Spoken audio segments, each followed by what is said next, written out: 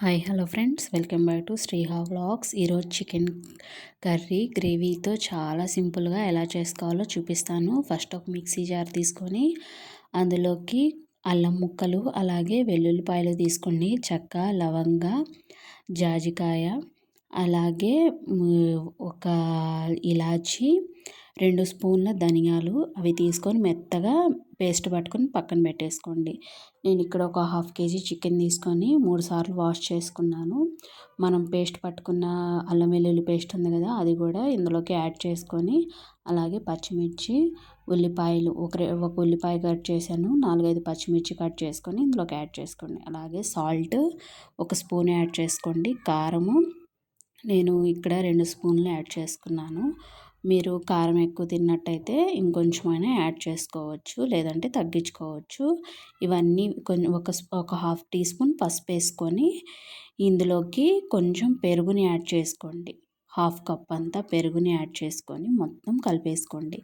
చికెన్కి పట్టేటట్టు కారము, ఉప్పు, మనం వేసిన మసాలా, పెరుగు అవంతా కలిసిపోయేలాగా ఇట్లా చక్కగా కలిపేసుకొని మూత పెట్టేసుకొని ఒక 5 మినిట్స్ అట్లా ఉంచారంటే చక్కగా వాటి పీసెస్కి అనేది ఈ పేస్ట్ అంతా పట్టేస్తుంది. తర్వాత 5 మినిట్స్ తర్వాత స్టవ్ ఆన్ చేసుకొని ప్యాన్ పెట్టుకొని దాంట్లోకి ఒక 5 టేబుల్ స్పూన్ ఆయిల్ వేసుకోండి. చికెన్ కర్రీకైనా మనం ఏ నాన్ వెజ్ కర్రీస్ చేసినా కారము, ఉప్పు, ఆయిల్ అనేది కొంచెం ఎక్కువే పడుతుంది. కొంచెం ఆయిల్ వేసుకొని అందులోకి కొంచెం కరివేపాకు వేసుకోండి. కరివేపాకు వేసుకొని మనం మిక్స్ చేసి పెట్టుకున్న చికెన్ ఇది ఉంది కదా, అదంతా ఇందులోకి యాడ్ చేసుకోండి. యాడ్ చేసుకొని లో టు హై ఫ్లేమ్ మీద స్టవ్ని పెట్టేసుకొని మూత పెట్టేసుకోండి.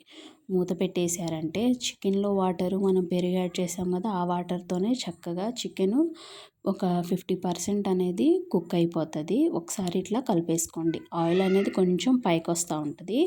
ఒకసారి ఇలా కలిపేసుకొని మనము చికెన్ని మ్యాగ్నేట్ చేసుకున్న బౌల్ ఉంది కదా, ఆ బౌల్లోకి మనం వాటర్ తాగే వాటర్ గ్లాస్ ఉంటుంది కదా, ఆ గ్లాస్తో ఒక 2 గ్లాసెస్ వాటర్ తీసుకోండి. వాటర్ తీసుకొని ఇందులోకి యాడ్ చేసుకోండి.